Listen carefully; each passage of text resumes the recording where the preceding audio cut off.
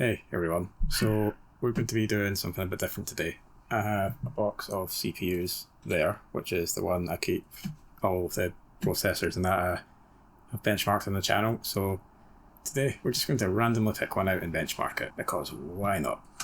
What I think I'm going to do is I need to sort all of these out and categorize them properly anyway, so I'll just tip them all into this box and then just take a look at it, and then let's hope we get one that's actually going to be decent enough to benchmark. Okay, so let's take a more look at it.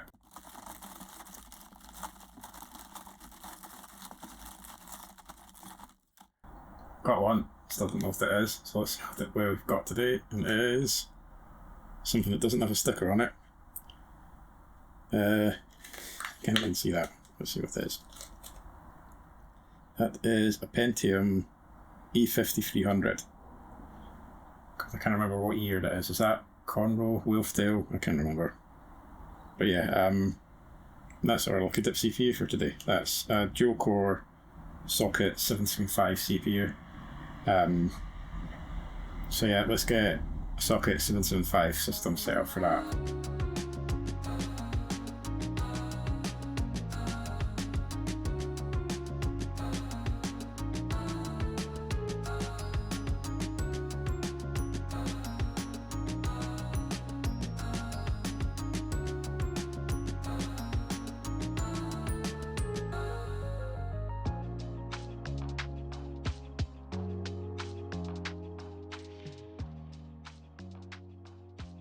And after a lot more than a few false starts and the realisation that one of the RAM sticks had gone bad, we finally got the system booted.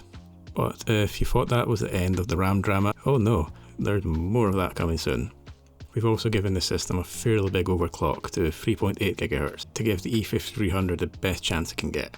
But anyway, we need to sort out an operating system, so let's go do that.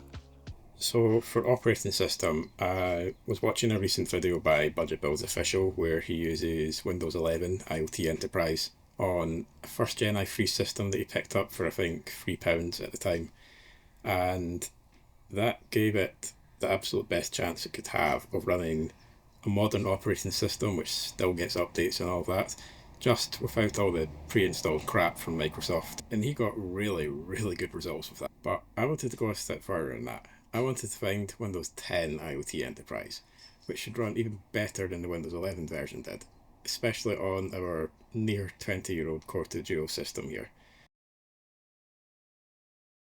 So absolutely none of that worked. As it turns out, a system this old just does not like booting from a Windows 10 USB. So what I actually had to do was install Windows 10 IoT Enterprise in a virtual machine, and then clone that drive to an SSD. And after a whole lot more problems where it turned out it also doesn't like booting from GPT formatted drives, which is fair enough given the age, I then had to restore the image of the virtual drive from the virtual machine to an MBR formatted drive. And there was some trickery involved in there as well, because the Windows 10 install in the virtual machine is a UEFI install, which won't run on a system this old. So I then had to get that to run on a non-UEFI system. And this took literal days of trying to figure out that this was even the problem, because I kept on getting frustrated and then giving up. But it's here, it's done. We are running Windows 10 IoT Enterprise LTSC on a near 20-year-old Core 2 Duo. And honestly, it actually runs surprisingly well. It's far from the snappiest system I've ever used. It's kind of like wading through really thin treacle. You can still move around at a reasonable pace, but everything just takes that a little bit longer. After all, you are still using a nearly 20-year-old chip. In general though, browsing around feels fine. I'm installing the NVIDIA drivers in the background here while browsing the web and setting up all the programs we need, and it's handling it without complaint. But then, as I went to plug in my USB drive with some games on it, it blue screened. Maybe that was just coincidence, or maybe the system just doesn't appreciate running an operating system that wasn't even close to existing when it was new. Either way, we got it up and running again, at least for a little while. Yeah, I really don't think this system's happy at all because I was just setting up to record another bit here and that's just blue screened again. This system is not happy at all. What I was going to say was that I'm going to get all of the games installed and then we'll come back and do some benchmarks. But yeah, while that's happening, let's take a look at what we actually have with the Core 2 Duo E5300. So, what did your $64 get you back in 2008? Honestly, not a whole lot. This was a budget chip, sitting near the bottom of Intel's Wolfdale 3M lineup, but for that price you still got 2 cores running at 2.6 GHz. No boost here though, there was a little while to go yet before Intel started doing that. Most people were still on dual cores at this point though, and games hadn't really started using more than a single good thread, so 2.6 GHz? That was actually pretty reasonable. Of course, that didn't make it future-proof though. The E5300 is quite heavily cut down compared to even the lower end Core 2 Duos on the same Wolfdale 3M architecture. We're missing a third of the cache, 3MB down to 2, and there's absolutely zero SSE4 instruction support. So if you bought this hoping for a cheap CPU that could power through new games even if they needed potato settings, you were already living on borrowed time. But with everything all set up, and Windows 10 IoT seemingly stable now, what we actually want to know is just how this performs. So let's get straight into the benchmarks. So remember earlier when I mentioned that we were using 6GB of RAM instead of 8? Yeah, that wasn't intentional. So what happened was I was getting started with the first benchmark, and this probably explains the problems we were having getting the system booted, now that I think about it. But I was starting the first benchmark, and I kept running into problems. I can't exactly remember what they were, but yeah, basically made it unbenchmarkable. And as it turns out, the replacement stick of RAM for the stick that failed earlier, which prevented it from booting, was also not working properly, which was fantastic. So yeah, 6GB of RAM it is. But it's not the end of the world. It's a lot closer to what people were going to be using back in the day. This was 2008, mind you, so Windows 7 wasn't a thing yet, at least not publicly. Windows Vista hadn't been that well received. I personally didn't have an issue with it, and it did get a lot better as time went on. So the vast majority of people would have still been using 32-bit Windows XP, which you can't use more than 4GB of RAM on anyway, at least not with some mods. But yeah, now we've got that all sorted, and on 6GB of RAM now, it's finally time to get started with the benchmarks. And that sounds so much like Budget Builds official. So to kick off today's benchmarks, it's Half-Life 2 at 720p medium settings. Half-Life 2 is a game I've never actually played before. Yeah, I know. And this is the anniversary edition of the game. But everything ran great.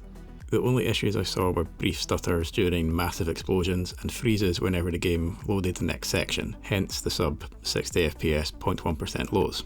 Otherwise, we averaged over 140 frames per second, and it stayed comfortably above that most of the time. The only other hiccup happened off camera after I finished the benchmark. The E5300 really started to stutter later in the level during the bit where you get chased by a helicopter. I don't think that's representative of the game as a whole, but it's maybe something to keep in mind. But honestly, if that's the only issue so far, I'm more than happy. Skyrim at 1080p on the lowest settings was a strange one. For the most part, it ran at the game's 60 FPS cap, but then it would stutter. And not just during busy scenes, it seemed to happen at random. The resolution wasn't the problem, and the ultra low mod made almost no difference either. I even tried disabling the game's forced VSync, but it would still stutter now and then go right back to running fine. The E5300 is below Skyrim's minimum requirements. I think it recommended a Core 2 Duo at worst back in the day. But the odd thing is, nothing in the scene had changed between smooth moments and stuttery ones. It wants to run the game well, but there's just something that's tripping it up. Is it the missing RAM? Is it the E5300's missing instruction sets? I don't know. But stutters aside, I'm actually quite impressed. It's still very playable. Minecraft, it's a lot harder to run though, so I still didn't expect a good time here. But with fabulously optimised installed, it was night and day. It went from being completely unplayable, even at the lowest settings, to an almost constantly locked 60 FPS at 1080p with fancy settings. I did have to drop the render and shadow distance so low you could barely see what was ahead of you, but still, the only issues were occasional hitches or stutters, hence the 19 FPS 0.1% low. Sometimes these lasted for a few seconds, but it's Minecraft running on a nearly 20-year-old Pentium with reasonably good settings, so I'll take that. GTA 5's legacy version was a struggle. Not just for the 5300, but for me too. The PC version of GTA 5 was built separately from the PS3 and Xbox 360 versions, and designed with quad-core CPUs in mind. So the E5300 was always going to struggle. I spent hours digging through the config file, trying every setting I could find to make it run better, because the standard lowest settings were never going to be enough. But I kept going, and in the end a 23 FPS average with awful frame times was all it could manage. Textures and objects were constantly popping in, vehicles and pedestrians were few and far between. The streets felt like they'd lost their soul. I sound so pretentious saying that, but honestly, it's the best way to describe it. On top of the stuttering and hitches, the game just wasn't playable. Online was a different story though. In lobbies with fewer than 16 players, it actually ran better. How? I don't know, but it did. The average frame rate was still awful, but the frame times were more consistent. And because the config file doesn't affect vehicles online, they actually showed up too. So aside from the occasional 2 or 3 second freeze, it felt so much more pleasant to play. BeamNG's higher resolutions do use more RAM. The jump from 720p to 1080p added about 300 megabytes, and with RAM at a premium, 720p on the lowest settings was the obvious choice. We're well below the minimum requirements, so I expected the maps to take forever to load, and that was true for the jungle map, but more on that in a bit. Clifftop map though, loaded in almost instantly. There's not much to it, sure, but still. Frame times were really erratic, above 30 FPS, but with a cap in place, it actually ran really smoothly. CPU usage wasn't maxed out either. It sat around 80 to 90%, so we still had a bit of headroom. The jungle map though, that was an experience. The default location took so long to load, I gave up after 6 minutes and just moved on. The industrial area only took about a minute. From there, apart from the odd hitch, it ran just like the Clifftop map, basically flawless. Just don't try to change cars. When I did, the E5300 decided it had had enough and went home. But the second I switched back to the Gavro, we were back to normal. So BeamNG can actually be pretty smooth, even on the heaviest maps, as long as you really like the default car. But to finish things off, can it run Crysis? And yes, surprisingly well actually. 1080p with medium settings balanced image quality and performance quite nicely. It just needed object quality dialed down to low. That's one setting that always has a big impact, especially on older chips like this. To be fair though, the original Crysis still looks good even at the lowest settings. Everything was perfectly smooth up until the second beach on the opening level. From there, it started to go downhill a bit. Where we'd managed 70 to over 80 FPS before, we were now often dipping below 50. But that's not bad in itself. The frame times were still consistent, so performance still felt comfortable enough to play. And that's basically all there is to say about Crysis. It just ran really well. Back in the day, Crysis was notorious for how hard it was to run, but this just goes to show how well it can perform, as long as you temper your expectations a little.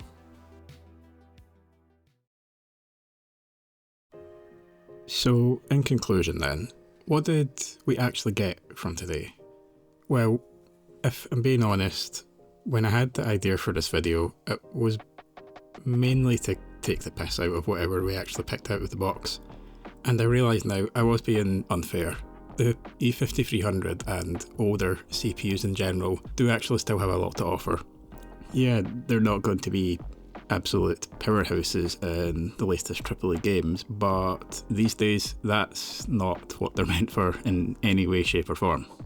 They definitely still have their use cases when it comes to older games like Half-Life 2 for example. The version we tested was an early 2020s update to a game from 2004, and it ran that with almost no issues whatsoever. So CPUs like this are absolutely perfect for games of that era. Even Crysis ran well. It actually ran Crysis. Crysis brought hardware to its knees back in the day when it came out.